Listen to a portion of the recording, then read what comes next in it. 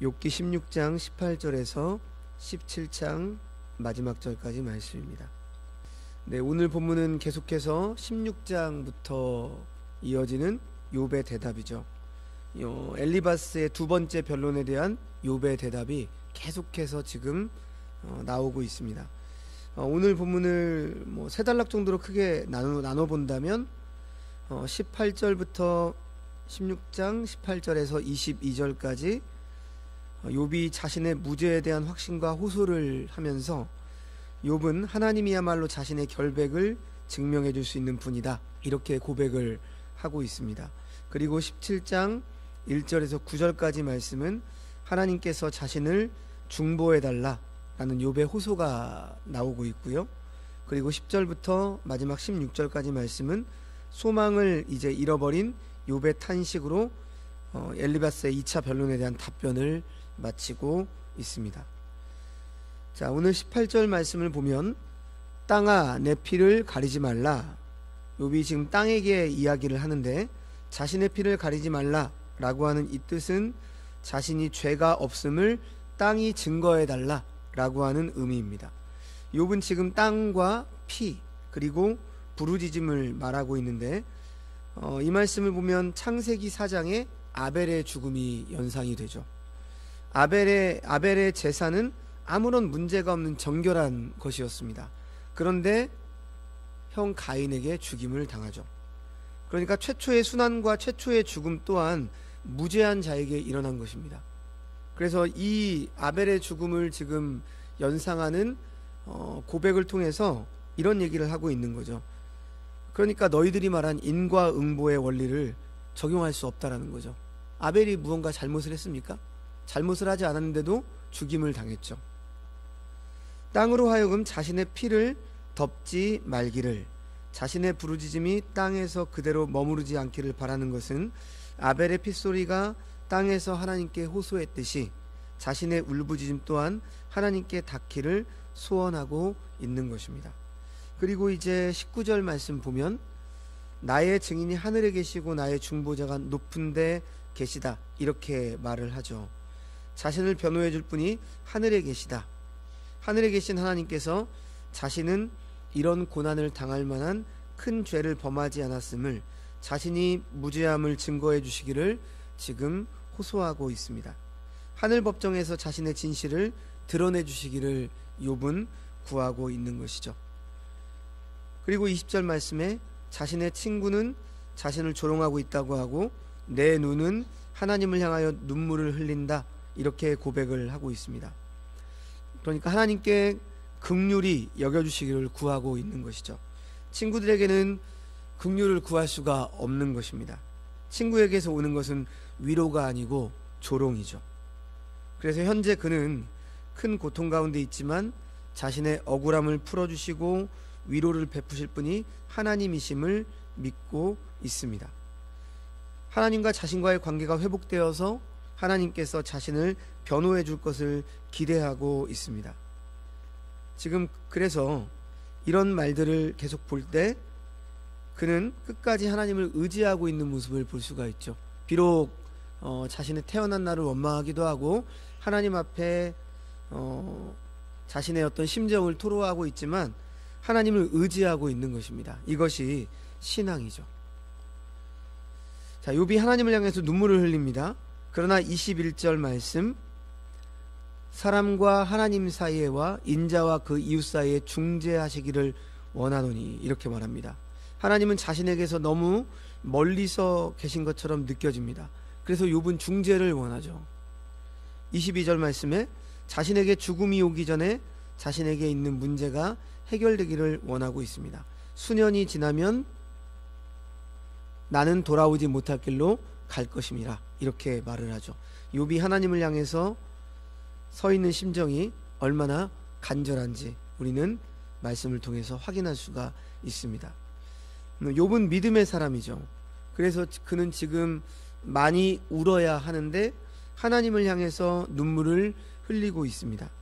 하나님께서 자신의 증인이 되어서 변호해 주시기를 구합니다. 하나님께서 긍휼히 여겨주시기를 구합니다. 이것이 믿음이죠. 하나님의 살아계심을 하나님의 존재하심을 더욱 분명하게 욥은 지금 드러내고 있는 것입니다. 자, 20절부터 22절 말씀을 통해서 우리가 또 한 가지 좀 생각해 볼 것은, 지금 욥은 하늘에 계신 하나님께 중재하기를 원하고 있지만 지금 우리에게는 예수 그리스도께서 이미 이 땅에 오셔서 우리에게 위로자가 되셨고 또 다른 보혜사인 성령을 주셔서 우리를 위로하십니다. 그러니까 사실 우리는 욥보다도 직접적으로 더 하나님의 위로를 지금 받고 있는 자들이죠. 물론 욥 또한 하나님의 위로를 받고 있습니다만 우리는 성령께서 내주하고 있기 때문에 바로 우리가 하나님의 위로를 받고 있다. 하나님께서 우리를, 그러니까 성령께서 우리를 중재하신다. 비록 세상 속에서 우리가 원인 모를 고통과 고난 속에서 힘이 들어서 욥과 같은 고백을 한다 할지라도 우리에게는 이미 하나님이 내주하고 계시고, 그래서 성령 하나님이 우리를 위해서 말할 수 없는 탄식으로 기도하고 계신다. 우리는 이 사실로 어쩌면 욥보다도 더 큰 위로를 받고 있는 거죠. 현재 우리가 그런 위로를 받고 있는 것입니다. 비록 우리가 심정적으로 이런 것들을 잘 못 느끼고 신앙생활을 하고 있지만 하나님께서는 언제나 임마누엘 하나님으로 우리와 함께 하시고 있는 거죠. 자, 이제 17장 말씀으로 넘어가 보면 욥은 하나님께 자신의 상황을 놓고 호소하고 있습니다. 자, 1절 말씀에 나의 기운이 쇠하였으며 나의 날이 다하였고 무덤이 나를 위하여 준비되었구나, 이렇게 말을 하죠. 매우 정신적으로 지쳐 있었는데 그의 몸도 쇠하여 있음을 우리가 볼 수 있습니다. 그래서 이제 그에게 자꾸 보이는 것이 무엇이죠? 생각나는 게 바로 무덤입니다. 자신이 죽음의 문턱에 와 있다고 생각한 것 같습니다. 자, 2절 말씀, 욥은 나를 조롱하는 자들이 나와 함께 있으므로 내 눈이 그들의 충동함을 항상 보는구나. 자신을 조롱하는 자들이 자신과 함께 있다, 이렇게 말을 하죠. 욥의 친구들의 말은 바로 자신을 조롱하는 말이라고 생각을 했습니다. 친구들의 말에 위로가 없는 것이죠. 욥은 지금 친구들의 이 말에 수치를 당하고 있습니다. 그래서 3절 말씀을 보면 욥은 하나님이 자신의 법적인 변호인이 되어주시고 보증인이 되어주시기를 간구하고 있습니다. 청하건대 나에게 담보물을 주소서, 나의 손을 잡아줄 자가 누구리까. 지금 욥은 담보물을 달라고 요구하고 있습니다. 이 담보물은 빚을 갚을 수 없는 사람이 빚을 갚겠다는 보증으로 맡기는 물건이죠. 아마도 욥은 자신이 하나님 앞에서 죄가 없음을 보증할 수 있는 담보물을 달라, 이렇게 요구하는 것 같습니다. 그리고 자신의 손을 잡아주기를 소원하고 있습니다. 하나님이 자신을 보호해 주기를 구하고 있죠. 하나님께서 자신의 의로움을 증명해 주실 때까지는 어떻게 지금 이 상황을 해결할 길도 없는 거죠. 욥은 그래서 하나님만을 의지하는 마음을 가지고 지금 토로하고 있는 것입니다. 그리고 4절에 주께서 친구들의 마음을 가리어 깨닫지 못하게 했다, 이렇게 말하죠. 욥이 당하고 있는 이 큰 고난을 이해할 수 있도록 하나님께서 욥의 세 친구들에게 허락하지 않았다는 말입니다. 그렇기 때문에 친구들은 지금 욥이 받고 있는 고난을 바르게 이해하는 대로 나갈 수가 없는 것이죠. 그래서 그들을 높이지 말라, 이렇게 말을 하고 있는 겁니다. 그래서 계속해서 이 5절을 보게 되어지면 보상을 얻으려고 친구를 비난하는 자는 그의 자손들의 눈이 멀게 되리라, 이렇게 욥이 말하고 있는데요. 이 말씀은 일종의 격언입니다. 그 당시 고대 시대에 있었던 격언, 속담인데 뜻이 어떤 뜻이냐면 자신의 이기적인 이익을 취하기 위해서 친구를 배신해서 고통을 당하게 하는 자의 자식은 저주를 받게 된다 라고 하는 그런 뜻입니다.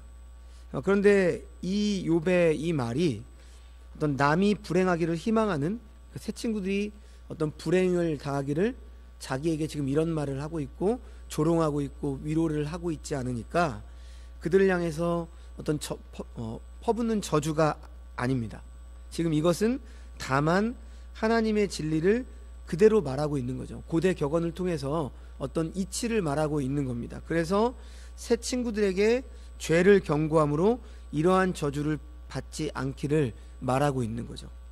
그러니까 너희가 지금 보상을 얻으려고 나를 비난하는, 그러니까 어떤 보상이냐면 함께 어떤 인과응보의 논리로 본다면 그 욥의 편을 들어주고 그러다 보면 자신들에게도 이런 고난이 닥칠까봐 두려워하고 있는 새 친구들의 모습이죠.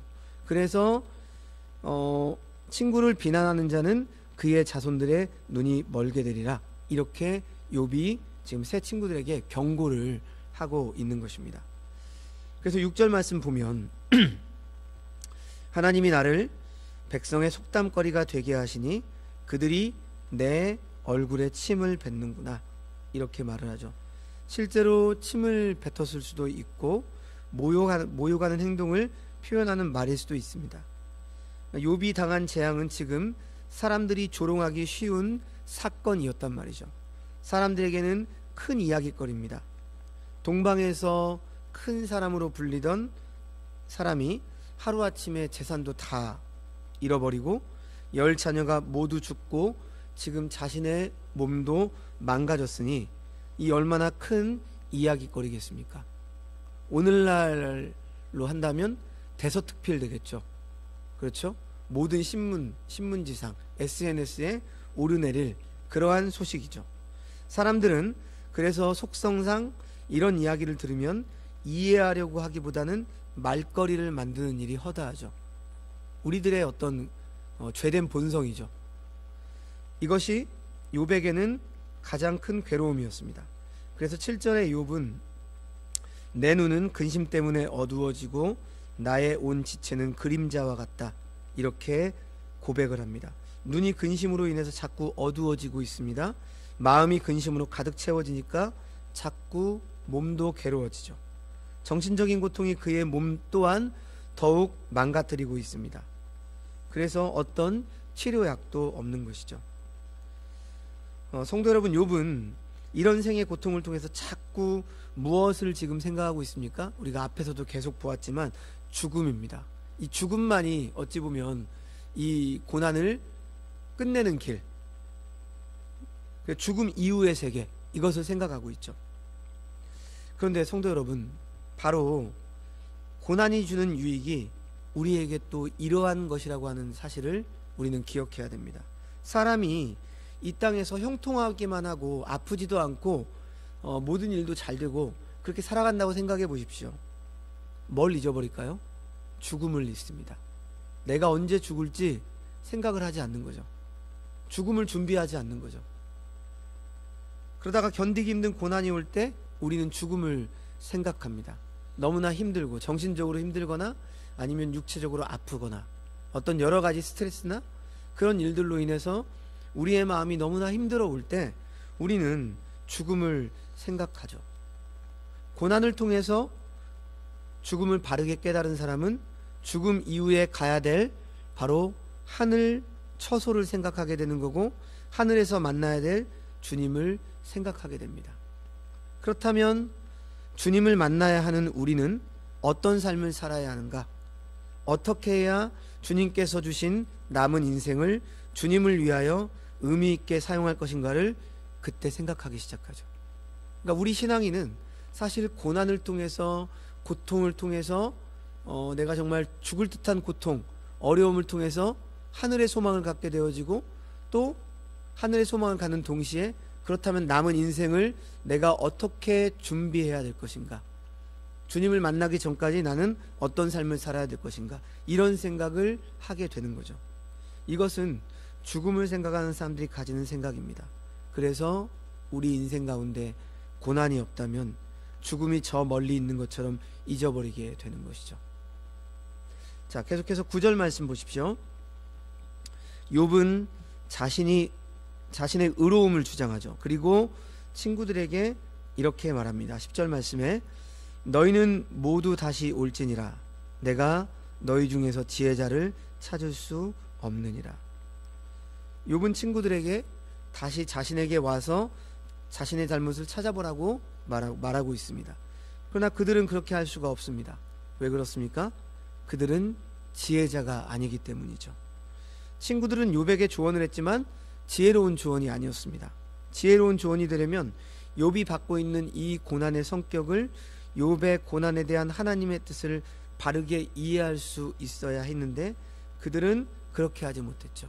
단편적인 지식으로 인과응보, 어떤 인과율에 의해서 죄는 죄로 인해서 고난, 이렇게 생각한 것입니다.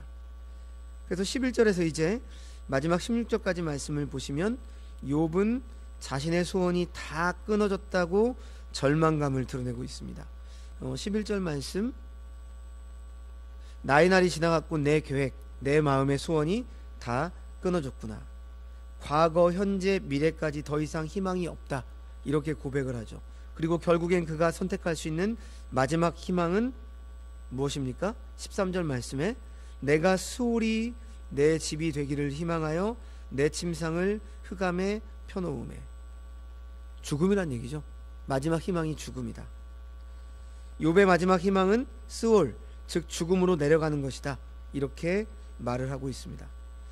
그런데 특이한 것은요, 이 죽음을 지금 14절과 15절을 보면 가정으로 묘사하고 있어요. 자, 무덤에게 너는 내 아버지라, 구더기에게 너는 내 어머니, 내 자매라 할지라도 나의 희망이 어디 있으며 나의 희망을 누가 보겠느냐. 그러니까 무덤을 아버지라 부르고 있고요, 죽은 시체를 갉아먹는 구더기를 어머니라 자매라 부르고 있습니다.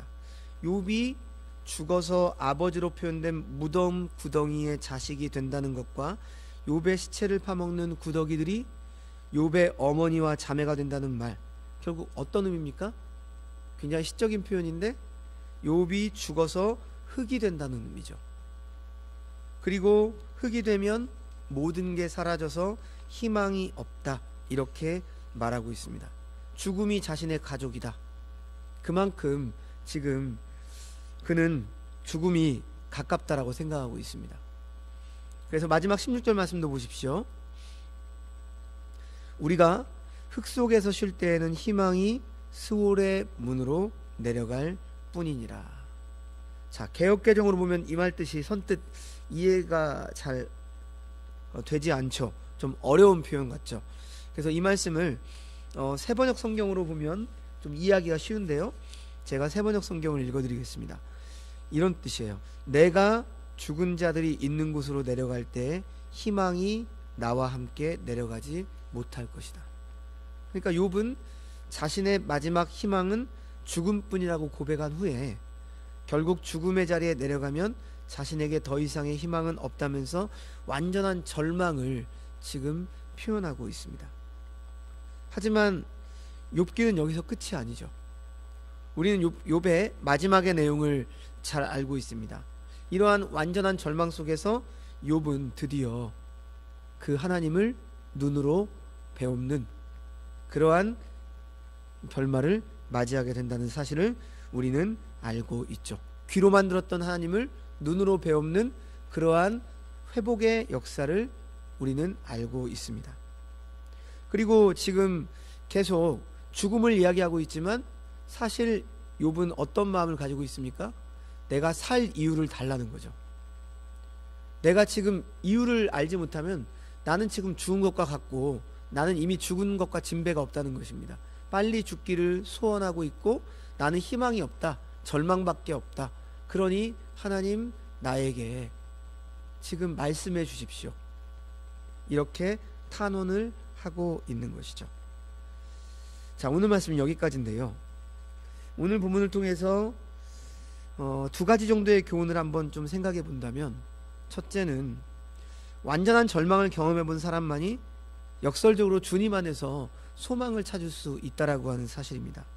이것은 부활의 영광은 십자가의 죽음 없이는 불가능한 것과 똑같죠. 죽을 병에 걸렸다가 다시 살아난 사람, 사업을 하다가 완전히 망하고 기적적으로 다시 재기한 사람, 절망의 나락에 떨어졌다가 다시 일어선 사람은 삶에 대한 태도와 자세가 다릅니다. 욥은 23장 10절 말씀에서 그가 나를 단련하신 후에는 내가 정금같이 순금같이 나오리라. 이런 고백을 했습니다. 우리가 잘 아는 고백이죠. 그러니까 지금 욥과 같은 이러한 절망 가운데서도 이런 절망을 통해서 이제 주님 안에서 소망을 우리는 찾는다는 것이죠. 신앙인은 바로 그런 사람들입니다. 고난으로 그냥 무너지고 고난으로 끝나는 게 아니라 그 고통 속에서 하나님께 부르짖는 것이죠. 그러면 어떻게 하신다고요? 하나님이 반드시 우리에게 응답하십니다. 반드시 우리에게 뜻을 보여주시죠. 자, 두 번째, 죽음을 생각하는 사람만이 생명의 소중함을 깨닫게 되는 것이죠. 우리는 종종 내가 살아있다는 사실을 너무나 당연하게 받아들이고 살아갑니다. 그러나 우리에게 주어진 생명은 결코 영원하지 않죠. 언제고 때가 되면 우리의 육신은 땅에 묻힐 것입니다. 그때가 언제인지 모르기에 오늘 나에게 생명이 있다는 사실이 소중한 것이죠. 그 사실을 깨닫는 사람만 오늘을 가치 있게 살아갈 수 있는 것입니다. 자, 오늘 이 완전한 절망, 죽음의 저 밑바닥까지 내려가는 듯한 고통의 순간을 걸어가면서 끊임없이 하나님을 찾으며 절규하는 이 욥의 모습을 바라보면서 곤고한 우리들의 현재의 삶 속에서 일관성 있는 신앙을 갖는다는 것이 얼마나 힘들고 어려운 것인지를 우리는 알게 됩니다. 진정으로 어떤 상황 속에서도 흔들리지 않는 굳건한 신앙은 연약한 인간의 의지로는 가질 수 없는 것임을 우리는 깨닫게 돼요. 우리가 우리 힘으로 우리 신앙을 지킬 수가 있을까요? 결코 그럴 수 없습니다. 하지만 성도는 비록 이성적으로 규정할 수 없는 이러한 인생의 고난 속에서도 자비로우시며 공의로우신 하나님만을 전적으로 의지하며 인내하는 신앙적 자세를 언제나 가져야 되는 존재들입니다. 우리는 욥기를 통해서 이 사실을 알아야 됩니다. 왜요? 욥은 지금 결말을 알지 못하고 있기 때문에 지금 계속 탄원하고 호소하고 있죠. 하지만 우리는 욥기 전체를 알고 있어요. 하나님께서 욥기를 주신 이유는 욥과 같은 그러한 고난의 삶 속에서도 지금 욥기를 통해서 욥을 어떻게 회복시키고 어떻게 만나는지 우리는 알고 있기 때문에 너희는 지금 결말을 아는 자이기 때문에 그러한 고난의 순간이 왔을 때에도 어떻게 하라는 것입니까? 반드시 하나님이 함께 하시고 하나님이 너희를 지켜주시고 그리고 하나님이 회복시켜 주실 것을 믿고 인내하며 참아라, 견뎌라, 이렇게 말씀하시는 거죠. 그래서 신앙은 사실 견디는 것입니다. 신앙은 인내하는 것이고 참고 견디는 것이죠. 시편을 보십시오. 시편 기자가 많이 노래한 그 시편의 기본적인 주요 내용이 무엇입니까? 악인의 형통함을 보면서 탄원하죠. 하지만 마지막에는 하나님을 찬송합니다. 왜? 반드시 하나님께서 우리 부르짖는 자의 그 성도들의 소리를 외면하지 않으실 것을 시인은 믿고 있기 때문이죠. 그것이 바로 신앙입니다. 고난은 우리가 피할 수가 없습니다. 피할 수 있는 고난이면 참 좋겠죠. 하지만 우리가 피할 수 없는 고난이 우리 인생에 닥치게 됩니다. 최후의 고난은 뭘까요? 우리에게 죽음이겠죠. 하지만 신앙인에게 있어서 죽음은 또한 하나님 나라로 가는 또 다른 관문이 되는 것이죠. 그래서 우리는 이 모든 과정 속에서 인내해야 합니다. 하나님만을 의지하면서. 오늘 이 시간 욥기를 통해서 고통 속에서도 하나님께서는 욥을 붙들고 계시고 있고 욥의 고난의 과정을 통해서 마침내 정금과 같이 욥의 삶을 빚으시는 그 하나님의 섭리와 주권을 우리는 바라봐야 됩니다. 그래서 이러한 주권을 바라보면서 우리의 삶 또한 고난 가운데서도 전능하신 하나님에 대한 신뢰를 결코 잃지 않는 주의 백성들이 다 되시기를 주님의 이름으로 축원드립니다. 기도하겠습니다. 하나님 아버지, 원치 않는 우리 인생의 일들이 일어날 때 우리는 좌절하고 절망합니다. 그러나 여전히 믿음으로 우리의 삶의 자리를 바라볼 수 있는 믿음의 눈을 허락하여 주시옵소서. 자신이 세운 계획대로 술술 풀려만 가는 인생을 꿈꾸기보다는 계획에서 어긋나 원치 않는 길을 돌아가고 있을지라도 하나님의 섭리 안에서 우리 인생의 지도가 그려지고 있음을 우리가 잊지 않고 기억하길 원합니다. 어둠이 짙고 깊을수록 별은 찬란하게 빛나는 것처럼 우리의 고난의 그런 어둠의 현장에서 우리의 믿음이 빛을 발하기를 원하며 우리의 인내가 빛을 발하기를 소망합니다. 그리고 마침내 하나님께서 욥의 인생에게 찾아오신 것처럼 우리에게도 찾아오셔서 우리를 회복시켜 주실 줄을 믿고 우리는 바로 오늘 욥의 인생에서 위로를 얻고 욥의 고난을 통해서 오늘의 아픔을 이겨낼 수 있는 힘과 용기를 우리에게 허락해 주시옵소서. 모든 말씀 예수님의 이름으로 기도합니다. 아멘.